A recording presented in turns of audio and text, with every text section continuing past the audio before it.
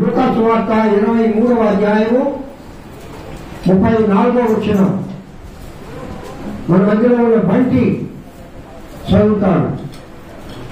నేను ఎవరి పేరు చెప్తే వాళ్ళు చదవాలి. 7 మాటలు చెప్పేవాళ్ళు ప్రార్థించరు, వాక్యం చదవరు. మిగతా వాళ్ళు రెడీగా ఉండండి. లూకా సువార్త 23వ అధ్యాయం 34వ వచనం. యేసు మొట్టమొదటిగా సిలువలో ఈ మాట పలుకుతూ ఉన్నాడు. ఎవరితో పలుకుతూ ఉన్నాడు? తండ్రి, వీరు ఏమి చేయించున్నారో వీరెరుగరు కనుక వీరిని క్షమించమని చెప్పాను. ఆమేన్. ఈ మాట గురించి మాట్లాడే బిడ్డలు దేవుడు తన అభిషేకంతో ఆయమ్మ ఉచిత నిలబడాలా. ఆ బిడ్డ మాట్లాడక ముందు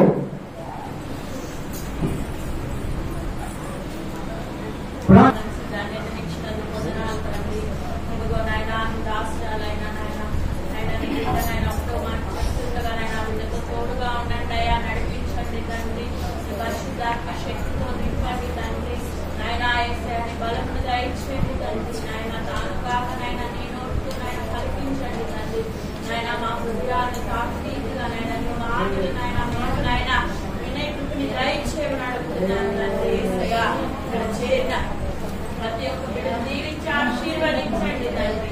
నాయన చెప్తున్న బిడ్డలందరితో నీకు ఉండమని అడుగుతూ, మంచి ధైర్యాన్ని ఇవ్వమని అడుగుతూ, నీ ప్రార్థన ఆదరించి అందరి వరకు నీవు నడిపించమని అడుగుతూ యేసు నామముపై కడిగి వేడుకుంటున్నాం తండ్రి. ఆమేన్.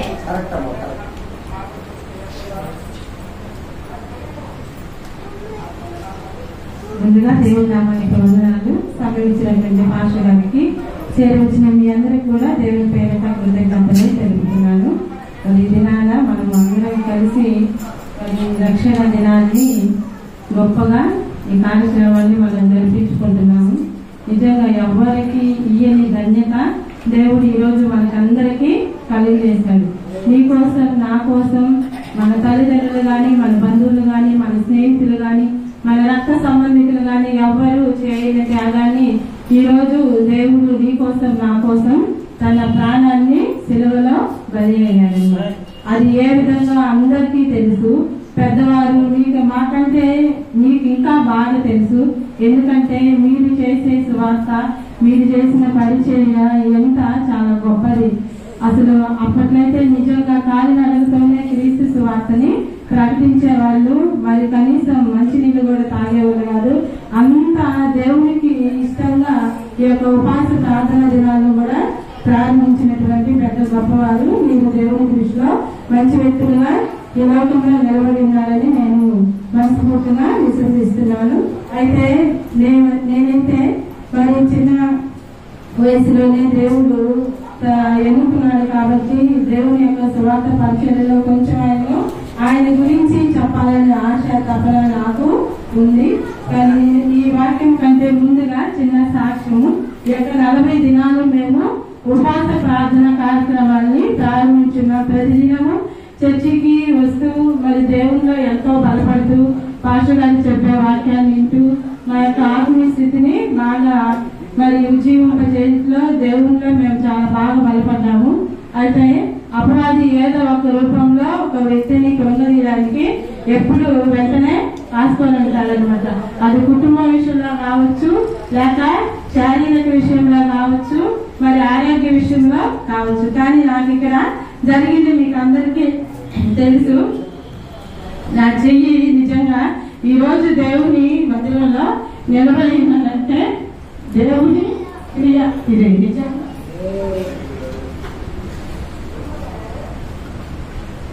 అందుకే ఇచ్చిన సమయాన్ని కొంచెమైనా నేను వినియోగించుకోవాలి.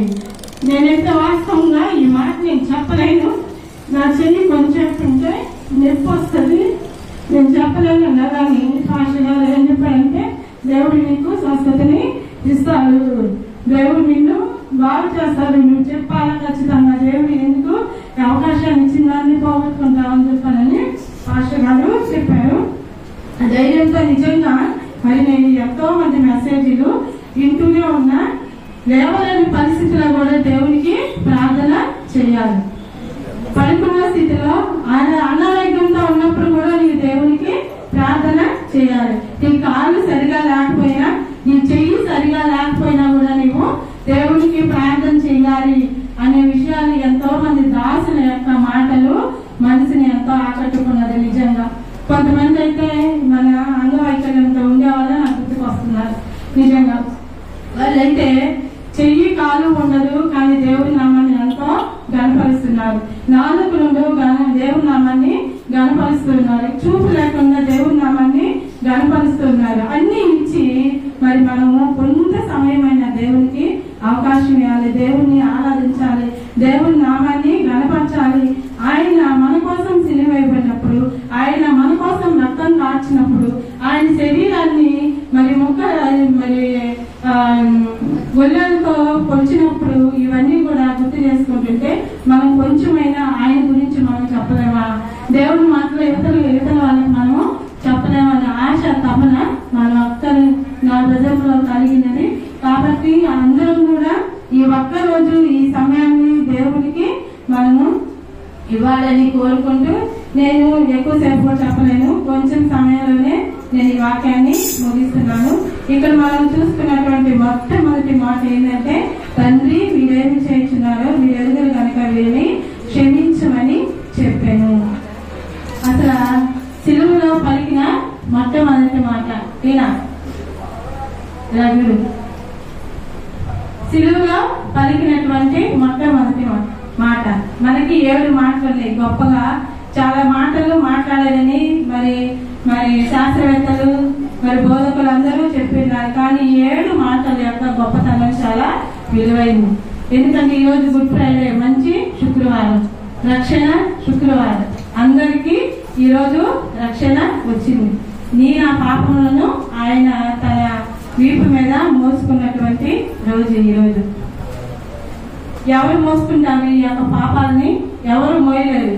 ఇప్పుడు ఒక నిందని, నేను చేసిన నిందని ఇంకొకరు భరించమంటే ఎవరు భరించలేరు. నీవు చేసిన తప్పుని నా మీద వేసుకోవాలంటే ఎవరు భరించలేరు. కానీ మనం చేసిన పాపాలు ఎన్నో ఉన్నాయి. అది మన క్రియల ద్వారా ఉండొచ్చు, మన యొక్క ఆలోచన ప్రవర్తనల సమస్తం మన శరీర విషయంలో అన్ని కూడా ఉండొచ్చు. కానీ దేవుడు ఈ రోజు ఈ దినాన మనందరి పాపం నిమిత్తం ఆయన సిలువ పైన బలి అయ్యాడనమాట. ఇక్కడ తండ్రి వీరేం చేస్తున్నారో వీరెరుగురు కనుక వీరిని క్షమించుము అని దేవుడు ఎందుకు అడుగుతున్నాడు? అసలు ఏమి దేవుడు దేవుడే క్షమించాలి కదా, తండ్రిని ఎందుకు వేడుకుంటున్నాడు? తండ్రిని క్షమించమని ఎందుకు వేడుకుంటున్నాడు? మనందరిలో ఈ ప్రశ్న వచ్చుంటది అందరికి. అవునా కదా? పుట్టి వచ్చిందా? తండ్రి అందరి వారినే క్షమించవచ్చు కదా, మనం ఎందుకు తండ్రిని క్షమించమని ఎందుకు అడిగాడు యేసు? తండ్రి క్షమించదా? అందరినీ పాపాలు క్షమించాడు కదా. ఇప్పుడు పాపాత్ములైన పాపిని మరి వాళ్ళందరూ రాళ్లతో కొట్టబడి చంపుతున్నప్పుడు అప్పుడు యేసుక్రీస్తు, అమ్మ నీ పాపములు క్షమించబడి ఉన్నాయి కనుక నువ్వు వెళ్ళు అని చెప్పాడు అన్నాడు కదా. తండ్రి క్షమించమని నేను క్షమించాలని చెప్పాడు కదా. మరి ఎందుకు దేవుడు తండ్రిని వేడుకున్నాడు? తండ్రి వీరిని క్షమించు అని ఎందుకు వేడుకున్నాడంటే, ఆయన ఈ లోకంలో దైవ పరంగా అయితే ఆయన క్షమించగలడు. కానీ ఇక్కడ మనకి మానవాళి రూపంగా ఆయన ఏం చేశాడంటే సిలువలో బలవుతున్నాడు అనమాట. మానవత్వాన్ని ధరించున్నాడు కాబట్టి తండ్రిని ఇక్కడ వేడుకున్నట్లు మనం చూస్తూ ఉన్నాం. అలాగే నీవు నేను చేసిన పాపములు క్షమించబడాలంటే, ఇంకొకరు చేసిన పాపాలు క్షమించబడాలని మనము ప్రార్థన చేయాలంటే ఎవరికి మొరపెట్టాలి? మనము మన తండ్రికి మొరపెట్టాలి. తండ్రి వీరిని క్షమించుము. ఈ రోజు మనం చేసే పాపాలు, మనం చేసే ఘోరాలు మరి మనకే గొప్పగా అయి ఉండొచ్చు, కానీ దేవుని విషయంలో అది గొప్ప కాదు. ఎవరైతే అపరాధంలో క్షమించబడతారో వాళ్ళు దేవుని కుమారులుగా అనుగ్రహించబడతారు అనమాట. అయితే కొన్ని వచనాలు మనకి ఉన్నాయి. ఈ యొక్క నెరవేర్పు దేవుడు మొట్టమొదటి మాట్లాడినటువంటి మాట, ఈ క్షమాపణ అనే మాట యెషయా ప్రవక్త ద్వారా ముందు మనకి తెలియపరచబడింది. ఒకసారి చూసి చదవండి అమ్మా. యెషయా 53వ అధ్యాయము 12వ వచనాన్ని ఒకసారి చదివి వినిపించండి. యెషయా 53:12. కావున గొప్పవారితో నేను అతనికి పాలు పంచి పెట్టెదను, గనులతో కలిసి అతని కొల్ల సొమ్ము విభాగించుకొనును. ఏలైనగా మరణము నొందినట్లు అతడు తన ప్రాణమును దారపోసెను. అతిక్రమం చేయవారిలో ఎంచబడిన వాడైను. అనేకుల పాపములు భరించుచు తిరుగుబాటు చేసిన వారిని గురించి విజ్ఞాపనము చేసెను. చూడండి, ఇక్కడ విజ్ఞాపన చేస్తున్నాడు దేవుడు. ప్రార్థన, విజ్ఞాపన అంటే ఏంటి? ప్రార్థన. ఎవరి కోసం చేస్తున్నారంట? పాపములు చేసిన వారి కోసము విజ్ఞాపన, ప్రార్థన చేస్తూ ఉన్నారు. ఈ ప్రవచనం నెరవేరడానికి మరి దేవుడు ఖచ్చితంగా ఆయన శిలువలో బలియాక తప్పలేదు. ఈ మాటలు నెరవేరాలంటే ఆయన ఖచ్చితంగా ఒక మానవాళిగా ఈ లోకంలో మనిషి రూపం ధరించి ఆయన శిలువ పైన అందుకే ఈ మాటని పలుకుతున్నాడు. ఎవరి కోసము? అనేక మంది పాపుల కోసం, పాపులను రక్షించడం కోసము ఆయన ఈ మాటని పలుకుతున్నాడు. తండ్రి, వీరేం చేస్తున్నారో వీరెరుగురు కనుక వీరిని క్షమించుము. ఎవరిని క్షమించమని అడుగుతున్నారంటే, మనము చూసుకుంటే గెత్సేమనే తోటలో నుంచి ఆయన ప్రార్థన చేసిన కాడి నుంచి మనం అన్ని గుర్తుగా ఒక్కొక్కటి మనం గుర్తు పెట్టుకున్నాం. అదేంటంటే, మరి యూదా ఇస్కరియోతు ముద్దు పెట్టుకుని దేవుణ్ణి అప్పచెప్పాడు. అక్కడ కొంత వాదన జరిగింది. పిలాతు దగ్గర, హేరోదు దగ్గర, వీళ్ళందరి దగ్గర కూడా ఎన్నో వాదనలు జరిగాయి. ఆయన్ని హింసించారు. ఏ విధంగా హింసించారంటే, ఆయన కొరడాలతో కొట్టబడ్డాడు.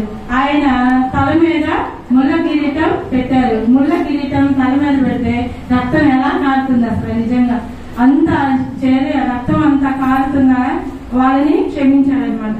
అలాగే తల మీద ముసుగు వేసి ఆయన్ని గుద్దుతున్నారు. ఎవరా నువ్వు? ఎవరో చెప్పు, నేను గుద్దింది ఎవరో చెప్పు అని చెప్పానని ఆయన్ని అడుగుతున్నారు, హేళన చేస్తున్నారు. ఆయన్ని ప్రక్కల పొడిస్తున్నారు. ఆయన వస్త్రాన్ని చీట్లు వేసుకొని ఆయన హేళన చేస్తున్నారు అనమాట. ఇలాంటి వారిని దేవుడు ఏం చెప్తున్నారంటే, తండ్రి, వీరేం చేస్తున్నారో వీరికి తెలియదు కనుక వీరిని క్షమించు అని చెప్పని ఎంత ఇదిగా వేడుకుంటున్నారు అసలు ఆ తండ్రిని. మనమైతే అలా చేస్తామా దేవుని విషయంలో? అసలు మన ఇళ్ళ విషయంలో ఒకరొక మాట అంటే మనము ఒప్పుకోం, క్షమించలేకుండా మనము అంతా ఇదిగా ఉంటాం అనమాట. నేనేంది మాట్లాడేది, నేనేంది పలికేది, నేనేంది క్షమించేది అని చెప్పాను. కానీ ఇక్కడ క్రీస్తుని హింసించి బాధ పెట్టి ఘోరంగా ఆయన మీద సిలువ మోసి నడిపిస్తూ యెరూషలేము నుంచి ఆ కల్వరి కొండ మీదకి ఎంత మూడు అంటే పిలాతు అసలు ఆల్రెడీ హేరోదు పిలాతు ఇంటి దగ్గరకంట 3 కిలోమీటర్ల మైలు దూరంలో ఉండే ఆ యొక్క దేశానికి 3 రోజుల ప్రయాణం అంతా రోజులు అంటే అక్కడి నుంచి ఇక్కడికి నడవాలంటే అంత ప్రయాణం అవుతుంది. కానీ అలాంటప్పుడు కూడా దేవుడు నోరు తెరవల, మాట ఏమీ పలకల. ఎవరు మీరెందుకు నన్ను కొడుతున్నారని అడగల. ఆయన నోట్లో నుంచి ఏ మాట కూడా ఆయనకి రాల. ఆయన చివరికి ఆయన్ని వస్త్రాన్ని చింపేసి, అసలు ఎంత ఘోరం, తన ఒంటి మీద నుంచినటువంటి వస్త్రాన్ని చింపేసి చీట్లు వేసుకొని హేళన చేస్తూ ఉన్నారంట, అపహాస్యం చేస్తూ ఉన్నారు. ఇక్కడ కింద మనం చూస్తే లోకసువార్త 23వ అధ్యాయంలో ఆ విషయం ఉంది. ఆయన వస్త్రాలను చింపి చీట్లు వేసుకొని వాళ్ళు అపహసించి హేళన చేస్తూ ఉన్నారంట. అట్లాంటప్పుడు దేవుడు, తండ్రి, వీరేం చేస్తున్నారో వీరెరుగురు, వీరిని క్షమించుము అని అని దేవుడు వేడుకుంటున్నాడు. చూడండి, ఇంకా మరి దేవుడు ఎందుకోసము మన కోసం వచ్చాడంటే, మనము పాపంలో ఉండగానే క్రీస్తు కూడా మనం బ్రతికించడానికి ఆయన ఈ లోకానికి వచ్చాడు. మన అపరాధం క్షమించడం కోసం ఆయన ఈ లోకానికి వచ్చాడు. కాబట్టి ఇంత గొప్ప దేవుణ్ణి మనం ఎందుకు విడిచిపెట్టాలి? ఎందుకు ఆయన మరవాలి? ఆయన సేవలు, ఆయన మార్గంలో మనము నడవాలన్నమాట. ఎంత గొప్ప దేవుడు! ఈరోజు ఇంత రక్షణ కలిగజేసినటువంటి దేవుడిని మనము మరవలేము.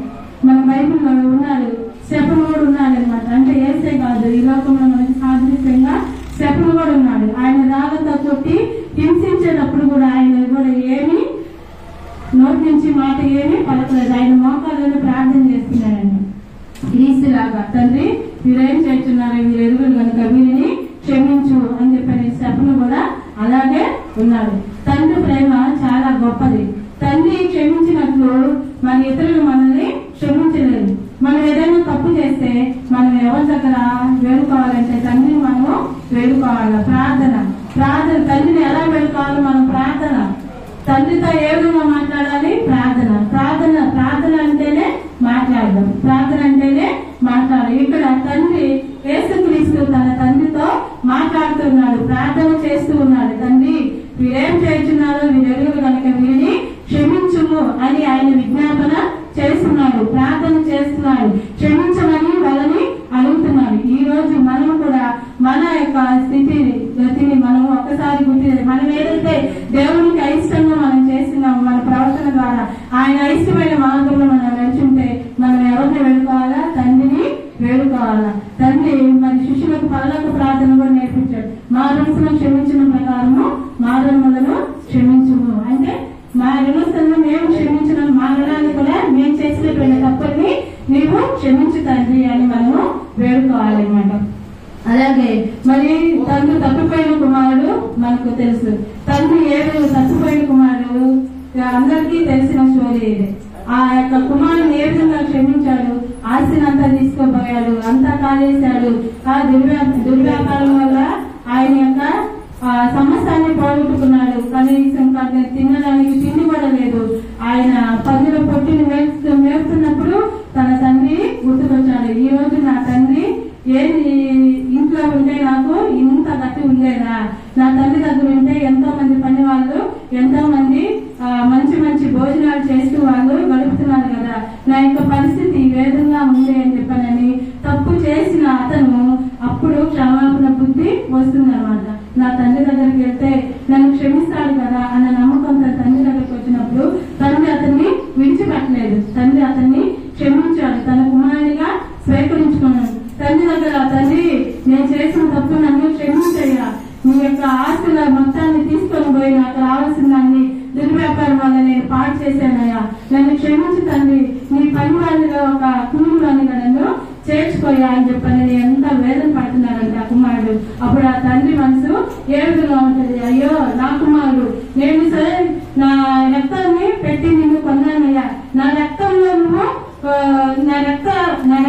నువ్వు పుట్టినవాడివయ్యా అని చెప్పానని ఆ కుమారుని వదిలేశాడా? వదిలేదా.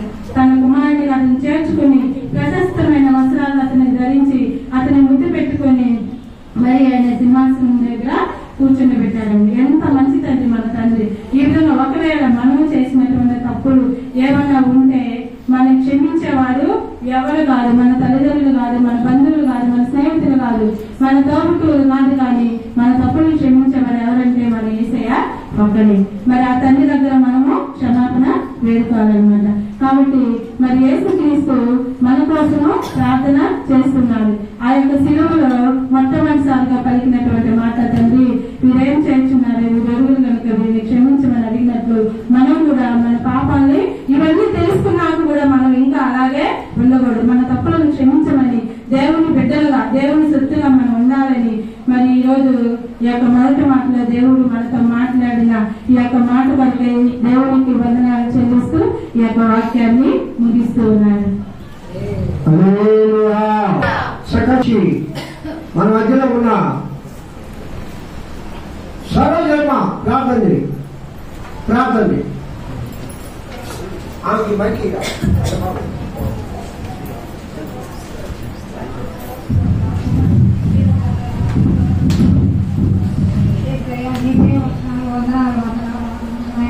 ఇదిగో నా ప్రేమ ఈ బిడ్డలు నా తండ్రి ఎంతకాలం ఆయన స్తోత్రం స్తోత్రం స్తోత్రం స్తోత్రం మన పిల్లవడా పరిశుద్ధుడా స్తోత్రం ఏ ప్రజా స్తోత్రం ఏసయ్యా ఏసయ్యా ఎన్నో ఆయన నీ బిడ్డ ఈ పక్షం నిలబడి మాట్లాడుతున్నాను అభిషేకం ఏసయ్యా నీకే స్థితి నమ్మడి పెడుతున్నాను నా స్వామి.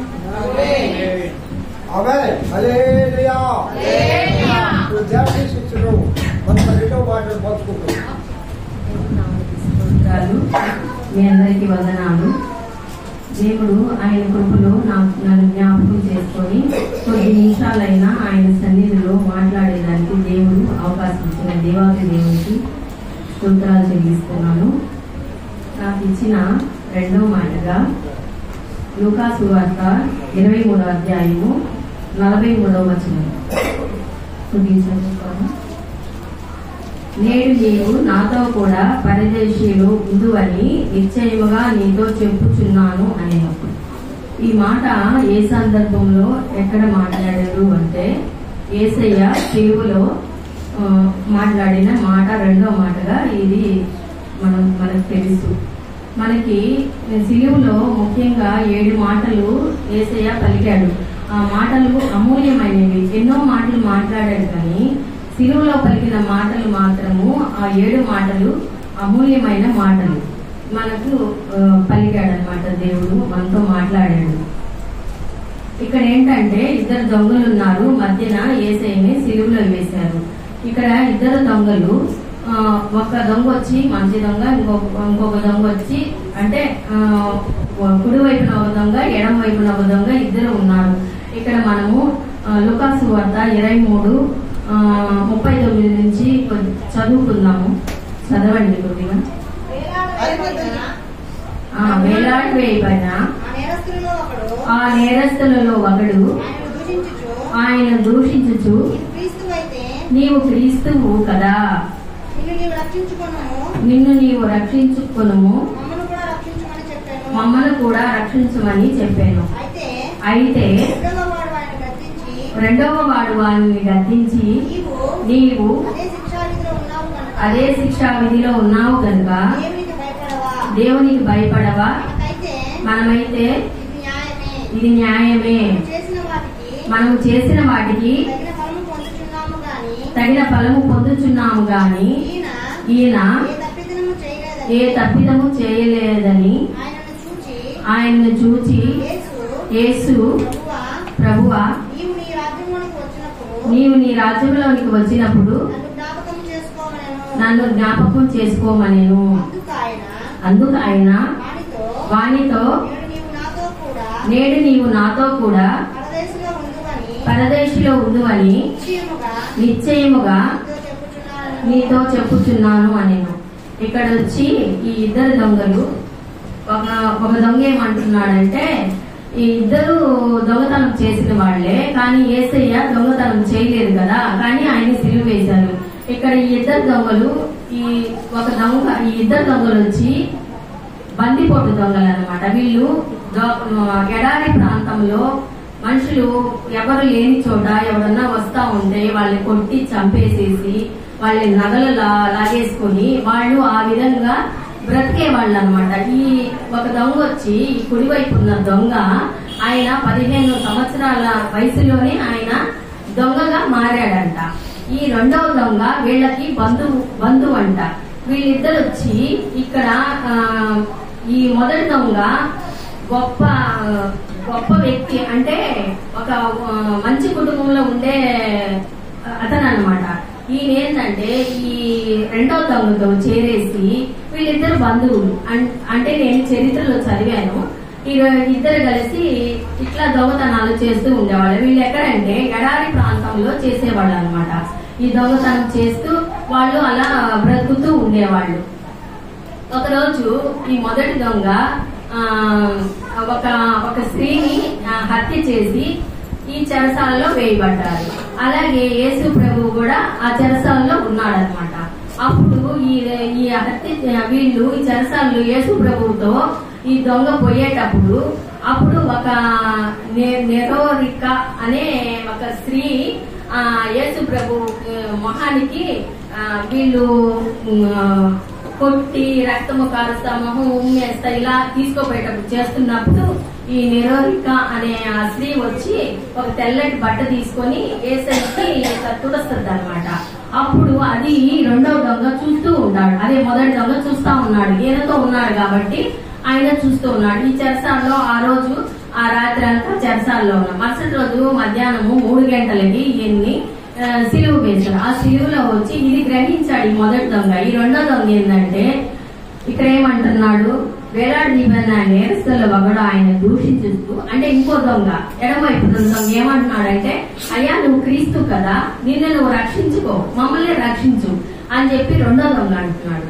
కానీ ఈ మొదటి దొంగ ఏమంటున్నాడు, ఇదే మనకి న్యాయమే, మనం చేసిన వాటికి తగిన ఫలము పొందుతున్నాము, కానీ ఈయన ఏ తప్పిదము చేయలేదని చెప్పాను. అంటే మొదటి దొంగ అంటున్నాడు అనమాట, ఈయన తప్పు చేయలేదు, మనమైతే తప్పు చేశాం కదా, ఆయన ఏ తప్పు చేయలేదు కదా, ఆయన ఈ శిక్ష అర్హుడు కదా, మనమైతే అర్హుడు కదా అని ఈ మొదటి దొంగ అంటున్నాడు. ఇప్పుడు ఈ దొంగలు ఈయన ఆ క్షణమే ఎందుకు అట్లా మారాడు, ఆ మాట చెప్పాల్సిన అవసరం ఏంటి, ఆ క్షణంలో ఎందుకు అలా ఆలోచన వచ్చింది? అంతకుముందు యేసయ్యని వీళ్ళిద్దరు తిట్టలేదా, దూషించలేదా? యేసయ్యతో పాటు ఇద్దరు సిలువలో ఉండి వీళ్ళని దూషిస్తూనే ఉన్నారు, యేసయ్యని దూషిస్తూనే ఉన్నారు. కానీ ఈ మొదటి దొంగ అక్కడ ఒకసారి తెలుసుకున్నాడు అన్నమాట, ఆ మొహం మీద తెల్లని బట్ట తుడిచేటప్పుడు అది చూశాడు. తర్వాత రెండోసారి వచ్చి యేసయ్య ఎడం వైపుకి మొదటి దొంగ ఎడం వైపుకి ఇట్లా తిరిగాడు అనమాట. అంటే కుడి వైపు వస్తుంది, యేసయ్యకి కుడి వైపు వస్తుంది, ఈ దొంగకి ఎడం వైపు వస్తుంది అనమాట. అప్పుడు యేసయ్య మాట్లాడుతున్నాడు ఏమని, తండ్రి వీరేమి చేయించున్నారో వీరెరుగును గనుక వీరిని క్షమించుము అన్న మాట ఈ దొంగ చెవులు పడింది. ఆయన ఆ మాట అనటము, ఈ దొంగ వినటము, వెంబడి ఆయనకి పశ్చాత్తాపం కలిగినప్పుడు అప్పుడు ఈ రెండవ దొంగ యేసయ్యని తిడుతున్నప్పుడు, అదే నిన్ను నువ్వు రక్షించుకొని మమ్మల్ని కూడా రక్షించకూడదా అని అంటున్నప్పుడు, అప్పుడు ఈ రెండో దొంగ ఏమంటున్నాడంటే, మనం చేసిన తప్పులకి ఇది మనకు న్యాయమే, మనకు తగినదే, కానీ ఆయన ఏ తప్పు లేదు, ఏ తప్పిదము చేయలేదు కాబట్టి ఆయన శిక్షకు తగిన వాడు కాదు అని మొదటి దొంగ తెలుసుకున్నాడు అనమాట. ఈ మొదటి దొంగ తెలుసుకున్నప్పుడు ఆ క్షణంలోనే యేసయ్య ఏమంటున్నాడంటే, నీవు నాతో కూడా పరదేశంలో ఉండవని నిశ్చయముగా నేను చెప్పుచున్నాను అని అన్నాడు. అంటే ఆ క్షణమే, అంటే ముందు ఈ సంభాషణ అంతా జరిగింది అనమాట. ఈయన ఆయన చేసిన కార్యాలు, ఆయన దూషించటము, ఆయన హింసించటము, ఆయన కొరడాలతో కొట్టడము, ఆ శీలలు ఆయన ఒంటి మీద కేసి ఇలా లాగటము, ఇవన్నీ ఈ మొదటి దొంగ చూశాడు, ఆయన గ్రహించాడు, ఈయన నిజమైన రక్షకుడుగా అని ఆయన తెలుసుకున్నాడు. కానీ రెండో దొంగ ఏం చేశాడంటే, ఆయన ఈ లోకానుసారంగా ఉంటున్నాడు కాబట్టి అది గ్రహించలేకపోయాడు, ఈయన నిజమైన రక్షకుడని ఆయన గ్రహించలేదు. ఈ మొదటి దొంగ మటుకు గ్రహించాడు. దాన్ని బట్టి ఈ మొదటి దొంగ ఈయన నిజమైన రక్షకుడు, ఈయన యేసయ్య, ఈయన మన పాపాలను తీసివేస్తాడు, మనకి పరలోకం అంటూ ఒకటి ఉంది, అక్కడ మన రాజ్యం ఉంది, అక్కడ మనము ఉంటామని మొదటి దొంగ తెలుసుకున్నాడు అనమాట. ఈ రెండో దొంగ ఏమంటే, ఈ లోకానుసారంగానే జీవిస్తూ మనం బ్రతికితే ఇంకా దోచుకోవచ్చు, వాళ్ళని కొట్టచ్చు, వీళ్ళని కొట్టచ్చు అనుకొని ఈ రెండో దొంగ ఆ ఉద్దేశంతో అడుగుతున్నాడు. కానీ ఈ మొదటి దొంగ ఏమనుకున్నాడంటే, ఎంత బ్రతికినా, ఎన్ని రోజులు ఉన్నా, ఎంత సంపాదించినా, ఎన్ని ఆస్తులు అంతస్తులు మనం కట్టుకున్నా గానీ మనకు ఒక రాజ్యం అంటూ ఉంది, ఆ రాజ్యంలో యేసయ్య ఉంటారు, అక్కడ మనం ఉంటామని మొదటి దొంగ గ్రహించాడు. గ్రహించిన దాని వల్ల ఈయన యేసయ్య అక్కడే నిమిషంలోనే, నేటి నీవు నాతో కూడా పరదేశంలో ఉందని నిశ్చయంగా చెప్పుచున్నాను అని అన్నాడంట. ఇప్పుడు ఏంటంటే మనం తెలుసుకోవాల్సింది, ఇప్పుడు మనం కూడా దేవుడు రాకడ వచ్చేంత వరకు మనము తెలుసుకుంటాంలే, ఉందిలే, మనకి టైం ఉందిలే అనుకోదు. ఇక్కడ ఆ దొంగకి, మొదటి దొంగ టైం లేదు, అందుకని ఆయన పరలోక రాజ్యానికి తీసుకుపోతున్నాడు అనమాట. ఎందుకంటే ఆయనకి టైం లేదు, అక్కడే ఆ క్షణంలోనే ఆయనకి మళ్ళీ ఆ బాప్తిసం ఇచ్చి ఆయన్ని మళ్ళీ తెలుసుకునే అంత టైం ఆయనకి లేదు కాబట్టి ఆ క్షణమే ఆయన్ని పరదేశికి తీసుకుని వెళ్ళిపోయాడు. ఈ రెండవ దొంగ మటుకు ఆయన ఇంకా ఈ శిక్ష విధిలోనే ఉన్నాడు కాబట్టి, ఇలా చెయ్యాలని ఆయన మనసులో నిర్ణయించుకొని ఉన్నాడు కాబట్టి ఆయన ఆ క్షణంలో ఆయనకి ఆ పరదేశికి పోయేదానికి స్థానం లేదు. ఇప్పుడు మనం కూడా ఏం చెయ్యాలి అని అంటే, మనం కూడా ఆయన చేసే కార్యాలు బట్టి మనం ఎంతసేపు ఈ లోకానుసారంగా జీవించకుండా మనము ఆయనలో జీవించాలని, ఆయన కోసం జీవించాలని, మనము కూడా మనకి ఒక రాజ్యం, పరలోకం ఉంది, ఆ పరలోకం పోవాలంటే మనం ఏం చెయ్యాలా, ఇక్కడ నేరాలు ఘోరాలు అవి చెయ్యాలా, అన్ని చేయలేకపోయినా గానీ మనం కొంతవరకైనా ఆయన్ని అనుసరించి ఆయన కోసం మనం జీవించాలా, అలా ఉండాలా. మనం పూర్తిగా మనం చేయలేము, ఎందుకంటే మనం మానవులమే. కానీ కొన్ని విషయాల్లో మనం గట్టిగా ఉన్నా, కొన్ని విషయాల్లో మనం ఏదన్నా ఇబ్బంది అవతల వాళ్ళని కలిగించినా అది మన మనసు అనేది గద్దిస్తూ ఉంటుంది. ఇప్పుడు ఈ దొంగకి, మొదటి దొంగకి గద్దించిన ఆయన దేవుడు అని ఈయన తెలుసుకున్నాడు కాబట్టి ఆయన్ని వేడుకున్నాడు. అయ్యా నీ రాజ్యంలోకి వెళ్ళేటప్పుడు నన్ను జ్ఞాపకం చేసుకొని మొదటి దొంగ అనుకున్నాడు. ఇప్పుడు మనం కూడా మనకు తెలుసు మనకు పరలోక రాజ్యం ఉంది, నరకం ఉంది అని మనకు తెలుసు. మన పరలోక రాజ్యానికి వెళ్ళాలంటే కొన్ని కార్యాలు, కొన్ని ఏమంటారు అవి, కొన్ని పనులు ఆయన చేసినట్లుగా, అంటే అన్ని చేయలేకపోయినా మనకు చేతనైనవి ఆయనలాగా మనం చెయ్యాలా, ఆయన కోసం జీవించాలా అని నేను చెప్తున్నాను. ఈ దేవుడు, నేను ఎన్నో మాటలు మాట్లాడాను, అంటే నేను ప్రిపేర్ అవుతున్నాను కానీ చాలా ప్రిపేర్ అయ్యా. నాకు దేవుడు, నేనే ఒకే మాట అనుకున్నా, ఏసయ్యా నువ్వేమైతే మాట్లాడుతున్నావు నాకైతే నేను ప్రిపేర్ అవుతున్నా, నాకైతే ఈ మైండ్ లో ఏమీ లేవు, కానీ నువ్వు ఏ నిమిషంలో అక్కడ ఎన్ని మాటలు మాట్లాడిస్తావు ఆ ఒక్క మాట మాట్లాడేనా గానీ అయ్యా మీరు నాతో ఉండి మాట్లాడమని నేను దేవుడిని అడిగాను. దేవుడు నాకు ఈ అవకాశం ఇచ్చినందుకు దేవాది దేవునికి, పాస్టర్ గారికి వందనాలు చెల్లిస్తూ ఈ రెండవ మాటను నాకు దేవుడు మాట్లాడే అవకాశం ఇచ్చిన దేవాది దేవునికి స్తోత్రాలు చెల్లిస్తూ మీకు వందనాలు చెల్లిస్తున్నాను. పరిశుద్ధమైన ఉన్నతమైన మహోన్నతుడా, సర్వశక్తిమంతుడా, సర్వాధికారి, సర్వ సృష్టికి ఆహారం ఉంచిన సర్వాంతర్యాన్ని గణనామమునకు స్తుతిస్తూ తండ్రి. గత 2000 సంవత్సరాల క్రితం తండ్రి మా కోసం ఈ లోకానికి వచ్చి తండ్రి ప్రభా నాయనా మమ్మల్ని పరిశుద్ధులుగా చేయడానికి నాయనా మీరు తండ్రి ప్రభా రిక్తునిగా చేసుకుని తండ్రి ప్రభా ఈ లోకానికి వచ్చిన విధానానికై మీకే కృతజ్ఞతాస్తుతులు స్తోత్రం. సిలువకు అర్థం తండ్రి ప్రభా నాయన ప్రేమ అయ్యా సిలువలో తండ్రి ప్రభా సాతాను తలను చితుక కొట్టినారు తండ్రి ప్రభా. అయ్యా మాకు విమోచన రక్షణ భాగ్యాన్ని తండ్రి ప్రభా మీతో ఉండడానికి ఇచ్చిన భాగ్యానికై, ఆ రక్షణకై మీకే వందనాలు, కృతజ్ఞతాస్తుతులు, స్తోత్రాలు తండ్రి. మహోపకారి మీకే స్తోత్రం తండ్రి.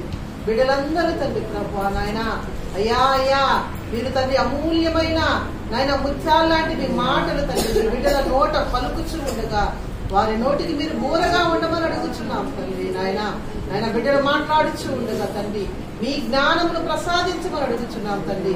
మా ఒక్కొక్కరితో తండ్రి మీ బిడ్డల ద్వారా మాట్లాడండి అయ్యా. మా పరిశుద్ధతను తండ్రి ప్రభా కాపాడుకునే కృపను దయచేయండి. కడవరి కాలానికి వచ్చేసామని కదా ప్రభా నాయనా అనేక సూచనలు జరుగుతూ ఉండగా తండ్రి ప్రతి ఒక్కొక్కరు మెలకువ కలిగి, జ్ఞానము కలిగి తండ్రి మీ ఎదుట కనబడే కృపను దయచేయమని ప్రతి బిడ్డతో నాయన ఇప్పటి వరకు మాట్లాడిన బిడ్డలతో మీరు సహాయకుడిగా ఉన్నందుకు వందనాలు. మాట్లాడబోతున్న ప్రతి బిడ్డతో మీరు తోడుగా ఉండి నాయన బిడ్డలతో తండ్రి ప్రభా నడిపించమని నాయన చేరి వచ్చిన ప్రతి బిడ్డను పేరు వరుసను మీరు ఆశీర్వదించండి. ఎండ వేడి మీకు తండ్రి ప్రభా ఎటువంటి తండ్రి ప్రభా అనారోగ్యతలు కలుగకుండా అందరినీ మీ కౌగిలిలో భద్రపరచమని మహిమ ఘనత ప్రభావములు యేసుక్రీస్తు నామానికే సమర్పించుకోవచ్చు. యేసయ్య ద్వారా అడిగి వేడుకుంటున్నాం పరమ తండ్రి.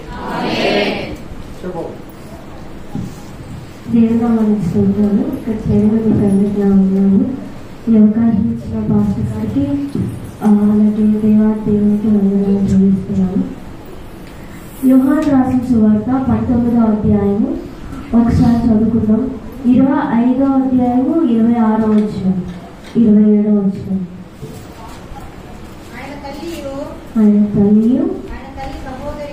ఆయన తల్లి సహోదరియు కోప్ల భార్య అయిన మరియయు మగ్దలేని మరియయు యేసు శిలువ యొద్ద నిలుచుచుండిరి. యేసు తన తల్లియు తాను ప్రేమించిన శిష్యులను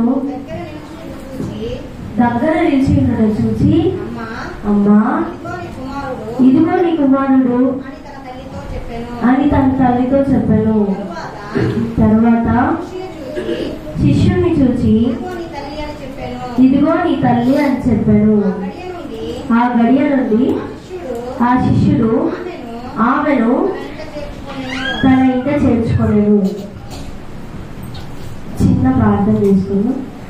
మహాపరిశుద్ధ జీవం కలిగిన దేవా యేసయ్య, మీ ఘనమైన నామానికి వేలాది వందనాలు స్తుతులు స్తోత్రములు చెల్లిస్తున్నాను తండ్రి.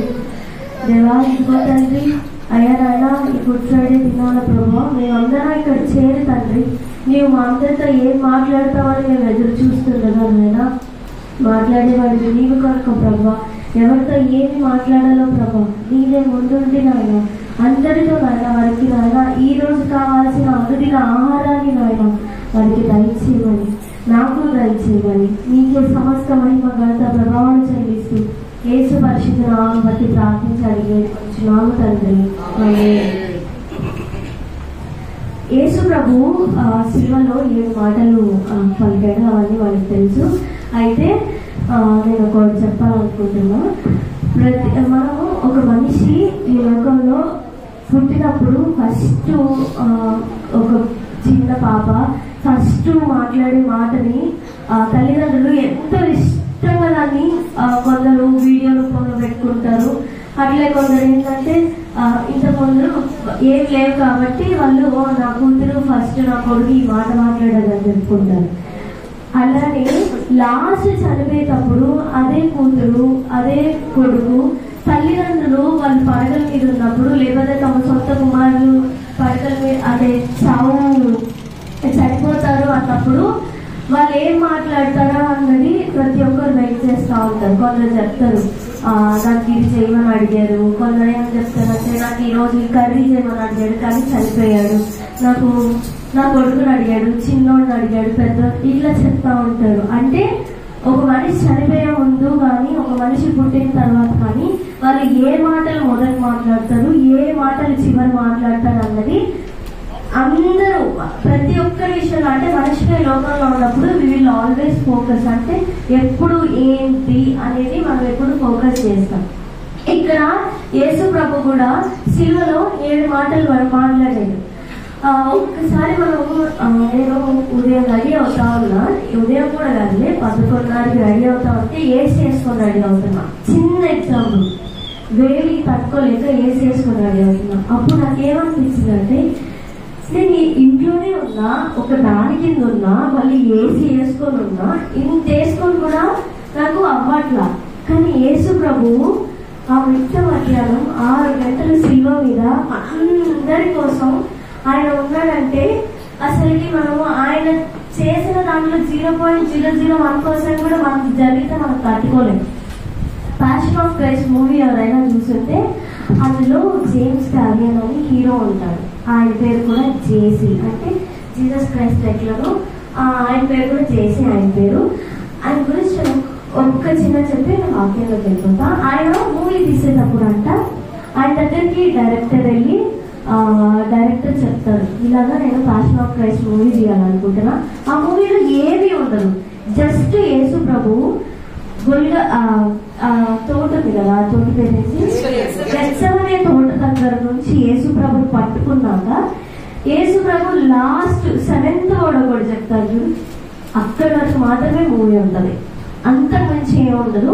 మీరు కావాలంటే ఒకసారి మూవీ చూడండి, ఎంత బాగుంటుందంటే అంత బాగుంటుంది. అంతే మూవీ, దాన్ని ఆల్మోస్ట్ 2.5 hours ఉంటుంది మూవీ, 2.5 hours, చాలా బాగుంటుంది. అంతే ఉంటుంది. మనం దీంట్లో ఏ మూవీ అనుకుంటాం. ఫర్ ఎగ్జాంపుల్ ఇప్పుడు ఈ 7 మాటల్లో కూడా 7 మాటలే కదా ఏముంది అని అనుకుంటాం. ఒకసారి ఆ మూవీ చూస్తే మనకి 7 మాటలు ఏంటా అని అర్థమవుతుంది. ఆ మూవీలో ఆ హీరో దగ్గరికి డైరెక్టర్ వెళ్ళి ఇలాగ నేను ఈ మూవీ తీయాలనుకుంటున్నా, జస్ట్ ఇంతే పార్ట్, ఇక్కడ నుంచి ఇక్కడ వరకు తీయాలనుకుంటా, అంతకు మించి నేను ఏం తీయను, ఎందుకంటే ఆల్రెడీ కర్రావైడ్ అని జీసస్ లైఫ్ అని అవి అని ఇవ్వాలి చాలా వచ్చేసి, జస్ట్ నాకు ఈ పార్ట్ నేను తీయాలనుకునే అని డైరెక్టర్ ఎప్పుడైతే ఆయన దగ్గరికి వెళ్ళాడో ఆయన హీరో అడిగాడంట. ఓకే సరే నేను చేస్తానని రెమ్యూనరేషన్ మాట్లాడుకొని అంతా అయ్యాక శిలువ ఇది ఉంటుంది కదా నడిచేసి శిలువను పెట్టుకొని కోల్కతా కొండ మీదకి నడుచుకొని వెళ్ళినాక యేసు ప్రభుని శిలువ మీద పెట్టి ఫస్ట్ కొరడా దెబ్బ కొడతారు కదా, ఫస్ట్ కొరడా దెబ్బ కొట్టాలి, ఎప్పుడు కొడతాను నాకు గుర్తులేదు యాక్చువల్లీ. ఫస్ట్ కొరడా దెబ్బ కొట్టే ఆ సీన్ ఉందంట. ఆ సీన్ ఉన్నప్పుడు యాక్చువల్లీ ఆ మూవీలో ఆయనకి కొన్ని కోట్స్ వేశారన్న, kind of skin, human skin వేసి, అది ఎట్లా అంటే మన బాడీలోకి మన హ్యూమన్ స్కిన్ లానే ఉంటుంది. ఆ మూవీని అంటే నిజంగానే కొరడాలతో కొట్టినట్టు అది రావాలి, అది కావాలని ఒక హ్యూమన్ స్కిన్ వేసి ఆయన్ని నిలబెట్టి ఫస్ట్ షాట్ లో ఫస్ట్ కొరడా 8 ఉంటాయి, దానికి జంతువు పళ్ళది ఒక అనిమల్ టీత్ పెట్టి చేస్తారు. ఫస్ట్ షాట్ కొట్టినప్పుడు అది మినిమం ఇన్ని లేయర్స్ ఏమో ఉంటే ఆ లేయర్స్ అంతా దాటి జస్ట్ కొంచెం ఆయనకి తాకిందంట. కొంచెం తాకినప్పుడు వెంటనే మూవీ అంటే కొంచెం మూవీ ఇట్లా తీసేది కదా, కొంచెం ఏదో ఒకటి జరుగుతాయని యాక్షన్ మూవీస్ అవి తీసినప్పుడు ఆల్వేస్ వాళ్ళు ఏం చేస్తారంటే అంబులెన్స్లు రెడీగా పక్కన పెట్టుకుంటారు. సో ఆయన వెంటనే హాస్పిటల్కి తీసుకెళ్ళి ఆయనకు వెంటనే ఫీవర్ వచ్చేసి ఆల్మోస్ట్ 15 days ఏమో రెస్ట్ లో ఉన్నాడంట. అప్పటి వరకు ఆయన ఒక క్రైస్తవుడు కాదు, అప్పటి వరకు ఆయన క్రీస్తు అంటే ఏంటో తెలియదు.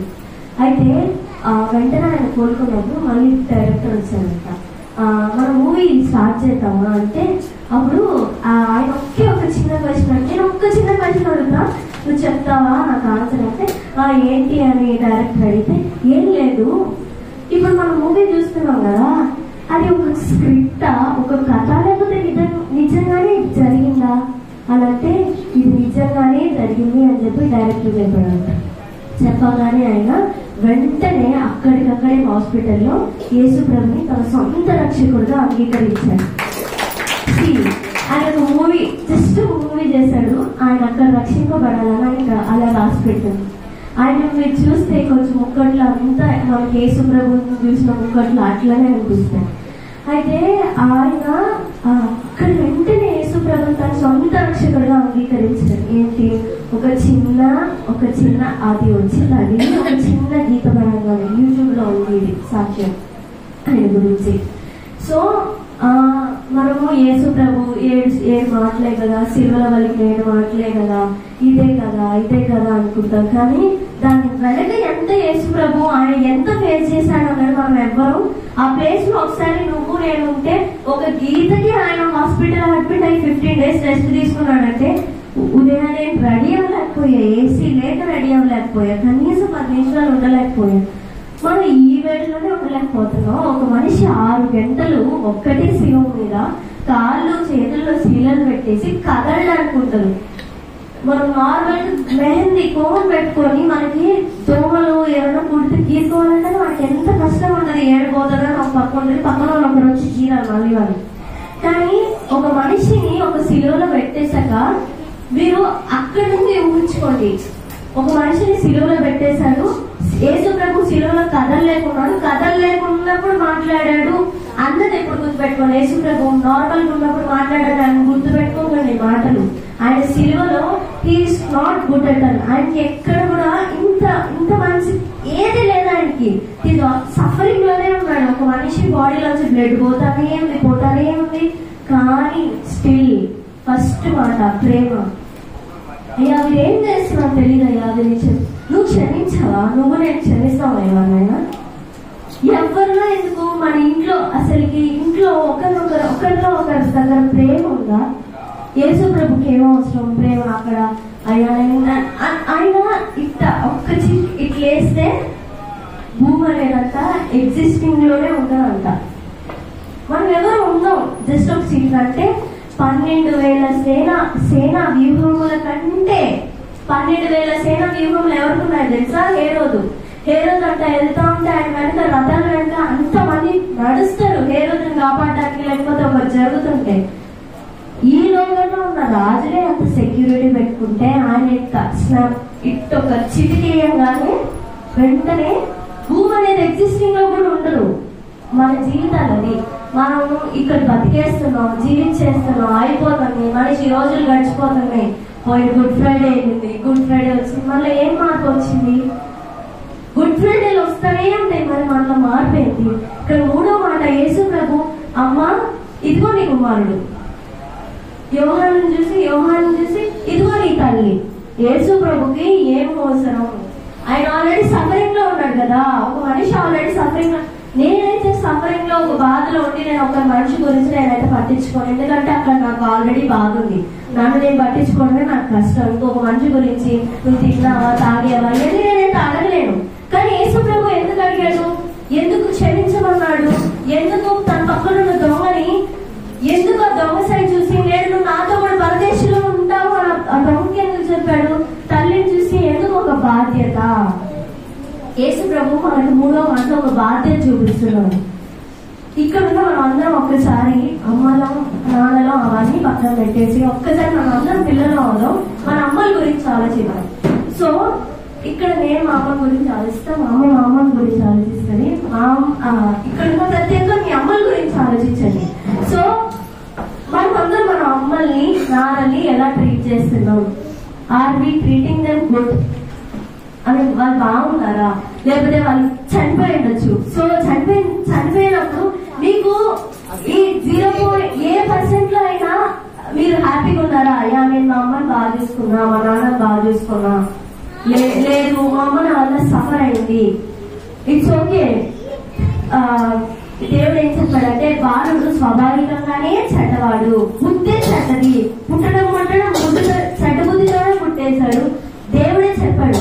కానీ పుట్టడం ఓకే, మరి మీ తల్లిదండ్రుల్ని మన తల్లిదండ్రుల్ని మనము బాగా చూసుకున్నామా? వాళ్ళు చనిపోయాక కూడా మనకి ఉందా గిల్ట్? నేను మా అమ్మని బాగా చూసుకున్నాను, లేకపోతే నేను మా అమ్మ చూసుకోలేకపోయాను. ఈ రోజుల్లో ఓల్డ్ ఏజ్ హోమ్లు ఎందుకు వస్తున్నాయి? తల్లి తండ్రి పిల్లలకి బరువు అయిపోతున్నారు. వచ్చిన భార్య లేకపోతే వాళ్ళు చేసే పనులు నచ్చక నాకు కూడా కొంచెం ఓసిడి నాకు ఎక్కువ.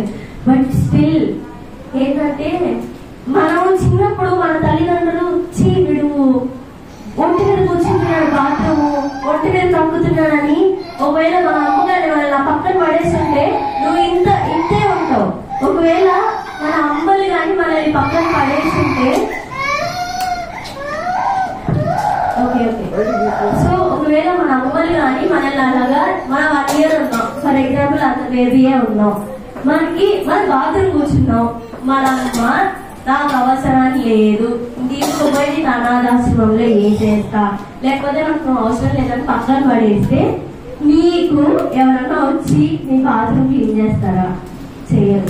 మరి అదే అమ్మ ఒక 50 ఏళ్ళు దాటాక 60 ఏళ్ళు దాటాక బాత్రూమ్ కూర్చోలేకపోతాను, లేకపోతే ఏమైనా నేను బలం ఉన్నప్పుడు చెప్పండి, బలము పోయినాక ఏం చేయలేక కొంచెం గలీజ్గా అయితే మనం ఎందుకు ఆశ్రయించుకోవాలి? మనం ఎందుకు మరి అప్పుడు మనల్ని మన అమ్మ అసహించుకోనప్పుడు, మన నాన్న అసహించుకోనప్పుడు 60 ఏళ్ళు దాటాక 70 ఏళ్ళు దాటాక మరి అదే అమ్మ నాన్న మనం ఎందుకు అసహించుకోవాలి? మనం కూడా చూసుకోవాలి కదా.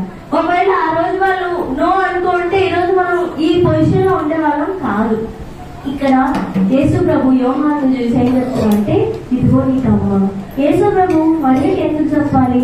అసలు మరియకే ఎందుకు చెప్పాలి అంటే చరిత్రలు ఏం చెప్తున్నాయంటే జెస్సీ మ్యాగీ చరిత్రలు ఏం చెప్తున్నాయంటే యేసు ప్రభు తల్లి యొక్క భర్త అంటే యోసేపు అంట యేసు ప్రభుకి ఒక టీనేజ్ వచ్చేసరికి చనిపోయాడు. అంటే చనిపోయాడు కాబట్టి అక్కడ యేసు ప్రభు మనం అంత బైబిల్లో చూస్తే యోసేపు గురించి ఏడా మనకి తెలిసినట్టు ఉండదు, ఎక్కడ కూడా ప్రస్తావించదు. కానీ తల్లి అయిన మరి గురించి కానా వివాహంలో ఉంటది. తర్వాత ఇక్కడ సిలువ దగ్గర కొన్ని దగ్గర ఒక దగ్గర తన తల్లియు తాను సహోదరులంట యేసు ప్రభుని చూడడానికి దేవాలయంలోకి వచ్చినప్పుడు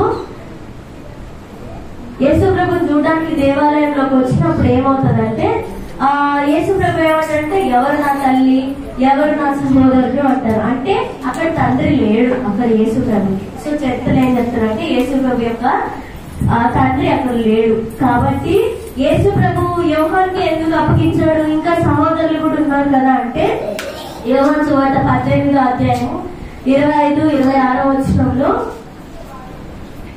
25-26 వచనంలో అక్కడ ఏమని ఉంటుందంటే ఆయన తల్లి సహోదరియు కోప్లా భార్య అయిన మరియయు మగ్దలేన మరియయు. దేర్ ఆర్ 4 మేరీస్, నలుగురు మేరీలు ఉన్నారు అక్కడ. ఫస్ట్ వచ్చి ఆయన తల్లి అయిన మరియ, అలాగే ఆయన తల్లి సహోదరి ఆమె పేరు ఇక్కడ లేదు, సారీ. సో 3 మరియలు ఉన్నారు, అలాగే మరియ సహోదరి కూడా ఉంది. వీళ్ళు నలుగురు యేసు ప్రభు శిలువ సమయంలో యేసు ప్రభుతోనే ఉన్నారు. పేతురు లేడు, యాకోబు లేడు, ఆంద్రేయ లేడు, ఎవ్వరు లేరు. కానీ యోహాను మాత్రమే అక్కడ ఉన్నారు. అందరూ యేసు ప్రభుని విడిచిపెట్టేసి వెళ్ళిపోయారు.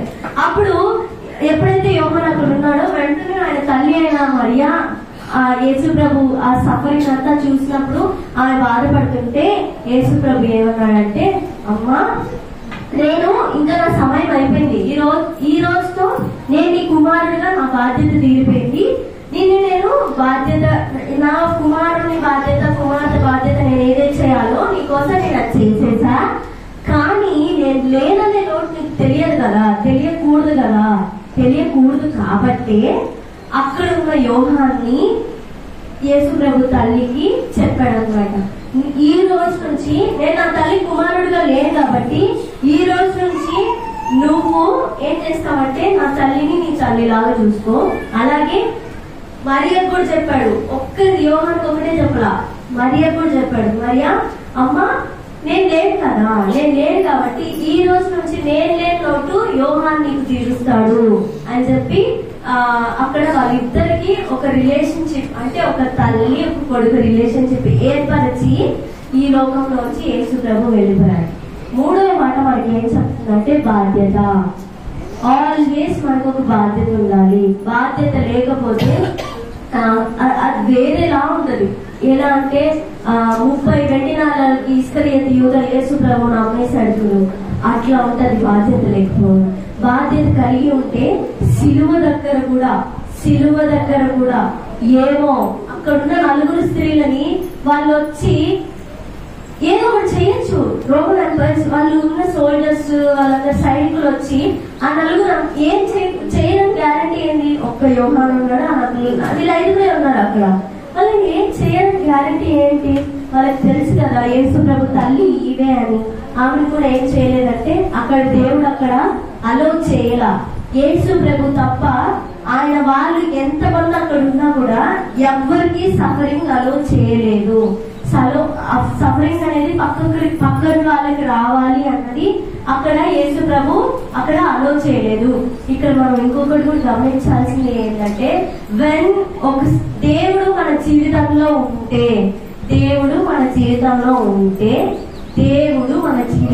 ఉంటే ఏమి జరిగినా, ఏమి అయినా, ఎంత జరిగినా, ఎంత అయినా ఆయన చనిపోతూ కూడా నిన్ను నన్ను వదిలిపెట్టాడు. అది మనము 3వ అధ్యాయం. యేసు ప్రభుని ఎంత ప్రేమిస్తావో దేవుడు నిన్ను అంత జాగ్రత్తగా కాపాడతాడు. రోజు నేను ఆఫీస్కి వెళ్తా, ఒక చిన్న సాక్ష్యం చెప్తా. రోజు ఆఫీస్కి వెళ్తున్నాను కదా, నాకు ఆఫీస్కి వెళ్ళేటప్పుడు నేను ఒక్కొక్కసారి ఆటోలో వెళ్తా, ఒక్కొక్కసారి టైం అవుతుంది ర్యాపిడోలో వెళ్తా, బైక్ లో వెళ్తాం. అయితే నాకేమనిపిస్తుంది తెలుసా, బైక్ లో కూర్చున్నా నాకు ట్రాఫిక్ సిగ్నల్ దగ్గర ఆగితే అందరినీ చూసి నాకేమనిపిస్తుంది తెలుసా, నేను బైక్ మీద ఉన్నా నాకేం లేదు సపోర్ట్, లేకపోతే నేను ఆటోలో ఉన్నా నాకేం లేదు, అండ్ నేను సేఫ్ గా లేదు కదా అక్కడ, జస్ట్ ఒక ఆటోలో ఉన్నా. కానీ నాకు ధైర్యం ఏం తెలుసా, నేను ఏమనుకుంటాను తెలుసా, నాకు ఏదన్నా అయితే లేకపోతే నాకు ఏదన్నా అవ్వద్దంటే నాకు నా దేవుడు ఉన్నాడు. మరి ఇంతమంది ఉన్నారు కదా వీళ్ళు, మరి వీళ్ళకి ఎవరున్నారు? వాళ్ళకి ఏదన్నా అయితే వాళ్ళకి ఎవరున్నారు? మీకు అర్థమవుతుందా? నాకు ఏదన్నా అవుతే లేకపోతే నాకు ఏదన్నా అవుతుందని, నాకు అవ్వద్ది అని పక్కన పెట్టేస్తే నాకేం కాదు, నాకేం కష్టం వచ్చినా నాకు నా దేవుడు ఉన్నాడు అని నాకు ఉంది. మరి నా పక్కన ఒక 100 మంది ఉన్నారు కదా, మరి వాళ్ళకి ఏం నమ్మకం ఉంది? నాకు అంటే క్రైస్తవులుగా మనకున్నది ఏం తెలుసా, మన దేవుడు అనుకుంటాం. ఏమైనా ఏం జరిగినా ఎట్టు పోయినా దేవుడు అనుకున్నాడు. కానీ బయట వాళ్ళకి ఆ నిరీక్షణ లేదు. వాళ్ళకి చచ్చినోడు ప్రాణం తక్కిడో విక్కడో అంటాడు, చచ్చిపోతాం బతుకుతా అంటాడు.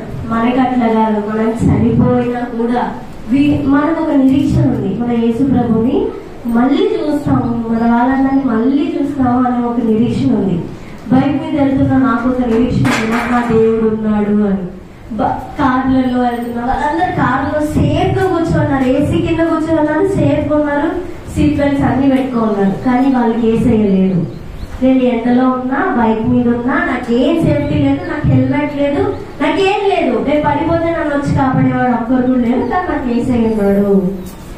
తేడా చూడండి, వాళ్ళకి మనకి ఉన్న డిఫరెన్స్. దేవుడు లేని వారికి అనే అన్యులు అని అట్లా, క్రైస్తవుల్లో కూడా దేవుడు లేని వారికి, దేవుడు తమలో దేవుడు కలిగి ఉన్న వారికి డిఫరెన్స్ ఏంటంటే, జస్ట్ ఎగ్జాంపుల్ ఏంటంటే 3వ మాట, ఆయన అంత ట్రబుల్లో కూడా తన తల్లిని మర్చిపోలేదు. అంటే నేను ఎంత ట్రబుల్లో ఉన్నా లేకపోతే ఎన్ని ఉన్నా కూడా యేసు ప్రభు నిన్ను నన్ను మర్చిపోడు.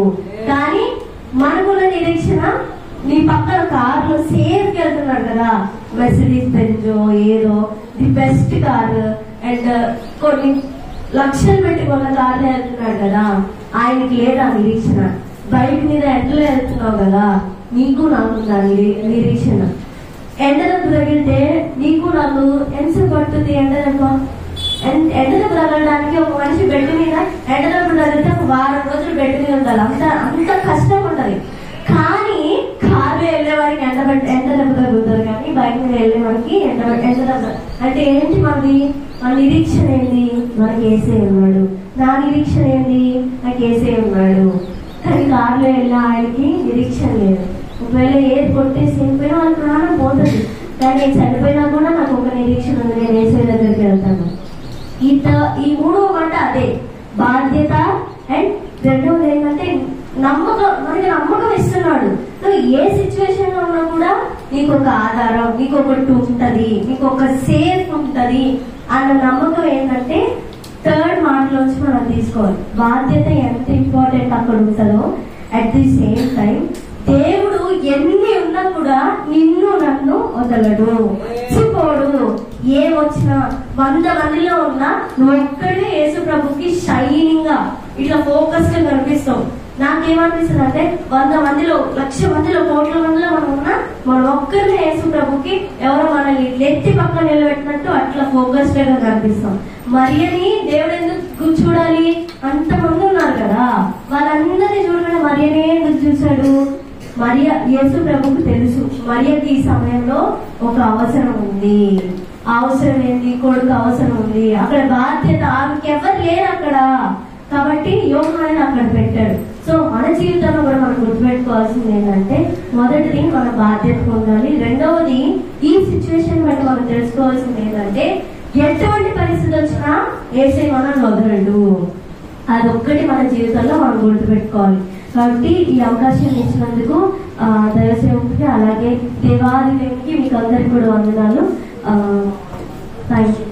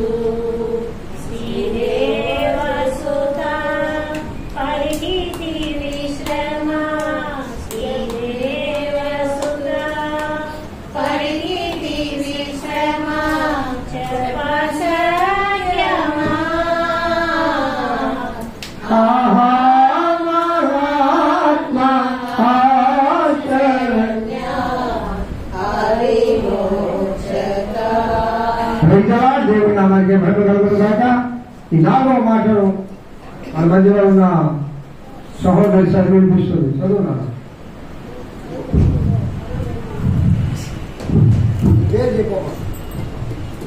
ఇంచుమించు 3 గంటలప్పుడు యేసు ఏలి ఏలి లామా సబక్తాని బిగ్గరగా కేకవేశాను. ఆ మాటకు నా దేవా నన్నెందుకు చేయి విడిచితివి అని అర్థము.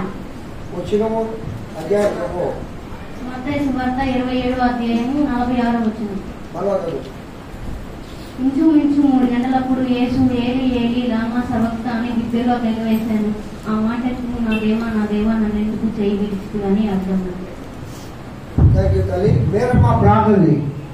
ఈ 4వ మాటను మన మధ్యలో ఉన్న మౌనిక, యేసుకోక మౌనిక కొంచెం చెప్తుంది. వేరమ్మ ప్రార్థన చేస్తుంది.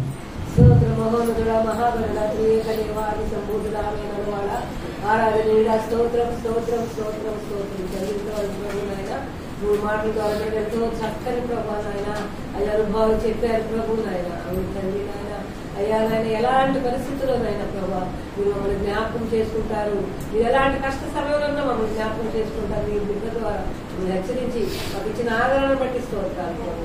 అలాగే నాయన ఈ 4వ మాట చెప్పనైనా మీ బిడ్డని జ్ఞాపకం చేసుకోలేవా, వీళ్ళని సిరుగు చాటు మరుగు చేయండి, అవి మీ నోటి ఊరుగా వాడుకోండి నాయన. అయ్యా జ్ఞానంతో శక్తితో బలంతో నింపండి అయ్యా.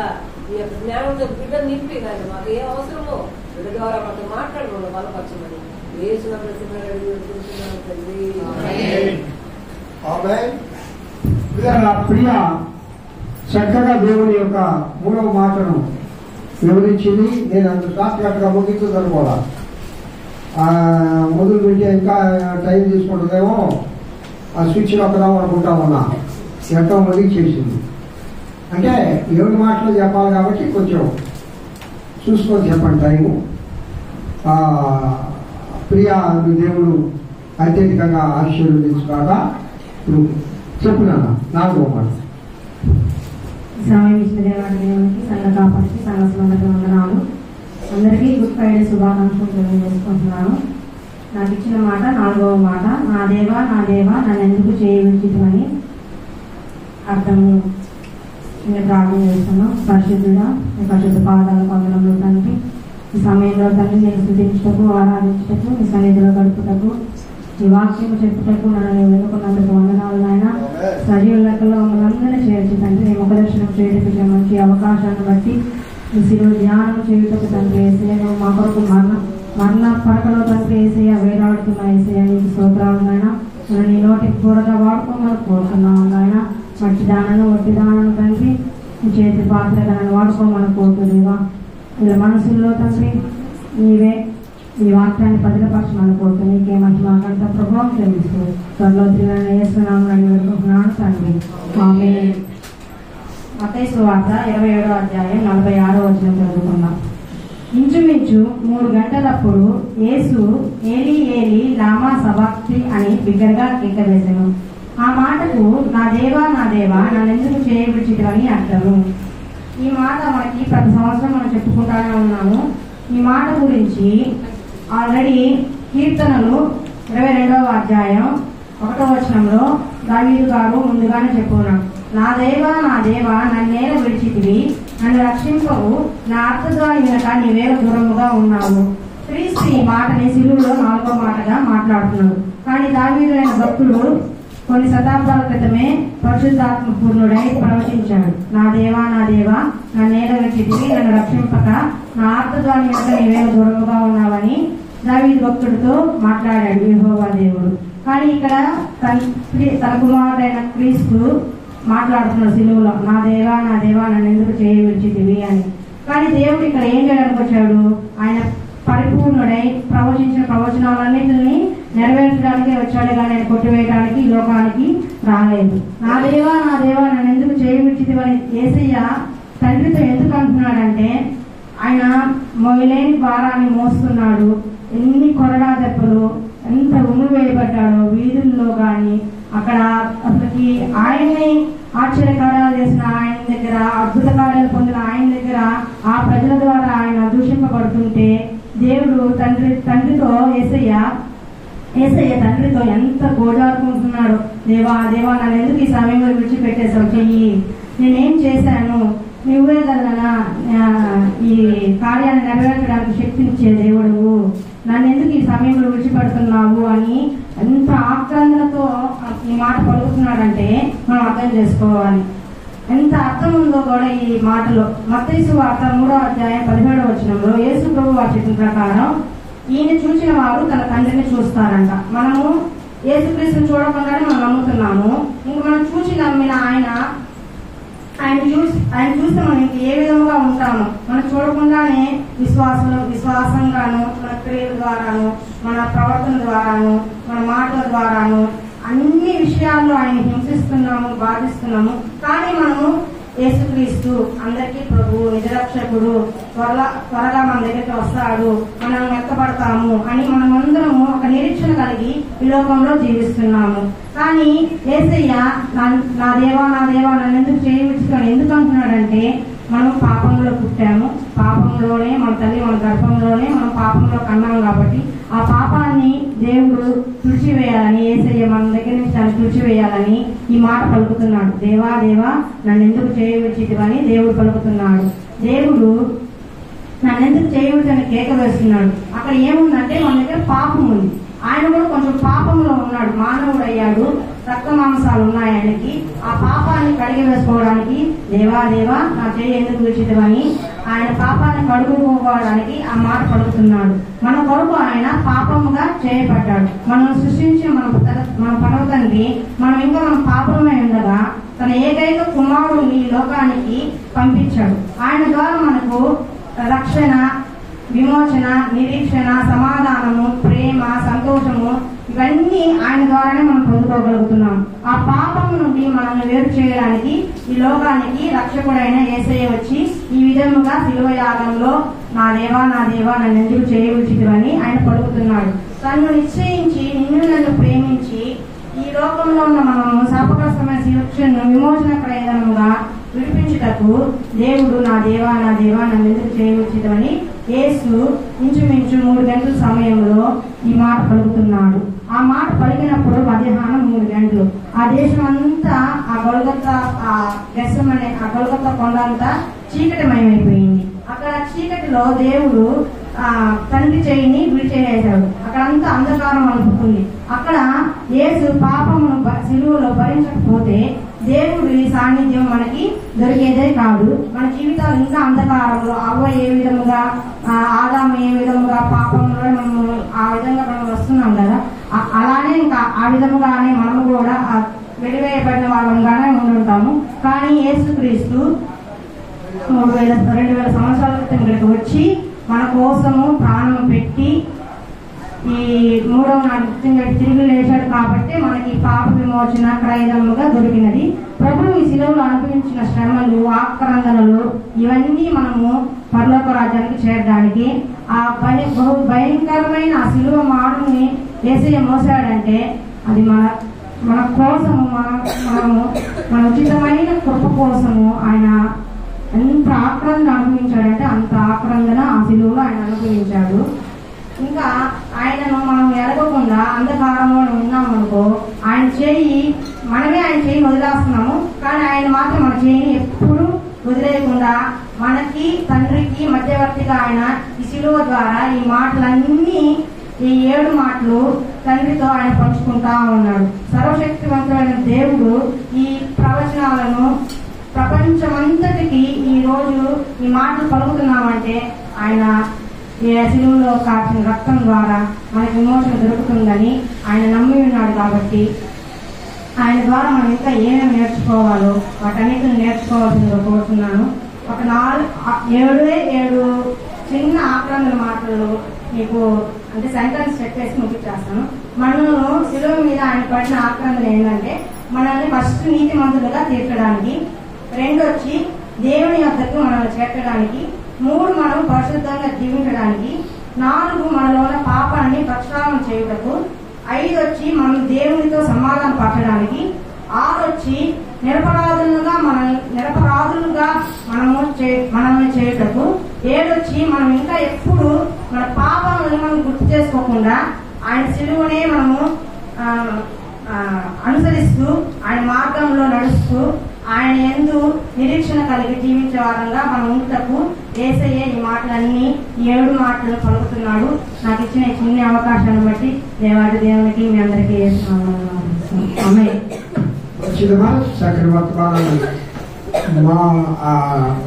ఈ మాట వాల్యూ చాలా గొప్పది. ఆ బిడ్డలు పరిశుద్ధాత్మ దేవుడు వాడుతున్న విధానం కూడా గొప్పది. ఆ బిడ్డలు దేవుడు ఆశీర్వదించి దీవించుగా.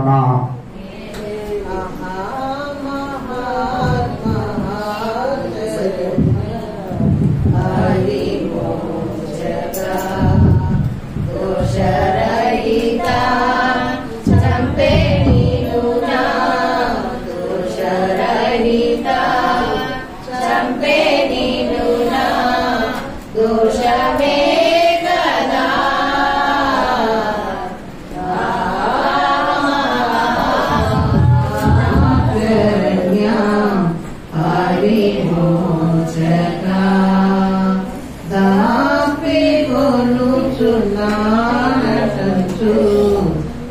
ಪ್ರೀತಿನಿ ಗದಾ ಇಪ್ಪರಿದಿನಿ ಮಾಧನುಂದ ಇಪ್ಪರಿದಿನಿ ವಾದನುಂದ ನಿಮಿನಿ ಕುಮಾ ಆಹಾ ಮಹಾತ್ಮ ಶರಣ್ಯ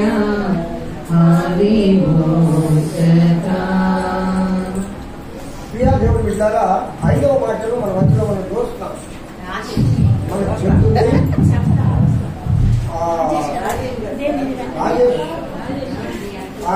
రాజేష్ ఈ మాటలు మన మధ్యలో ఉన్న సహోదరి లీనాంజలి చదివి వినిపిస్తుంది. చదువమ్మా. యోహాను సువార్త చూడండి 19వ అధ్యాయం 28వ వచనం. యోహాను సువార్త 19వ అధ్యాయం 28వ వచనం. అటు తరువాత సమస్తమును అప్పటికి సమాప్తమైనదని యేసు ఎరిగి లేఖనమును నెరవేరినట్లు నేను తప్పికొంటున్నాను అనెను.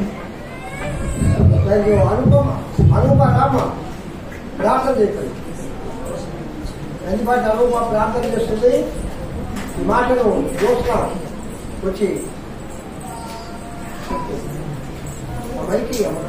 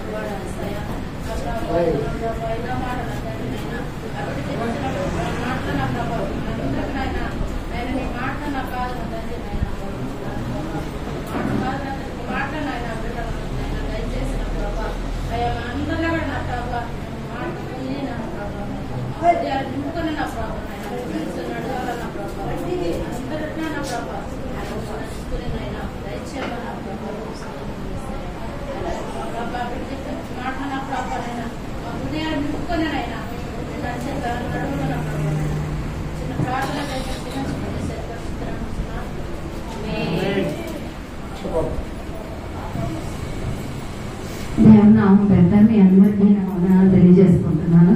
దయచేసి బయట ఎవరున్నారో వాళ్ళు లోపలికి వచ్చి కూర్చోవాలని మనం చేస్తున్నాను. దేవునితో గడిపే క్షణాలు చాలా విలువైనవి. ఆ అవకాశాన్ని ఎవరు పోగొట్టుకోవద్దు. యవనస్తులు ముఖ్యంగా దయచేసి లోపలికి రావాలి. పనులుంటే మళ్ళీ చేసుకోవచ్చు. ఒక్కరోజు దేవునికి ఇద్దాం. రావాలి, అందరూ ఆగి లోపలికి రావాలి. అందరు రండి దయచేసి.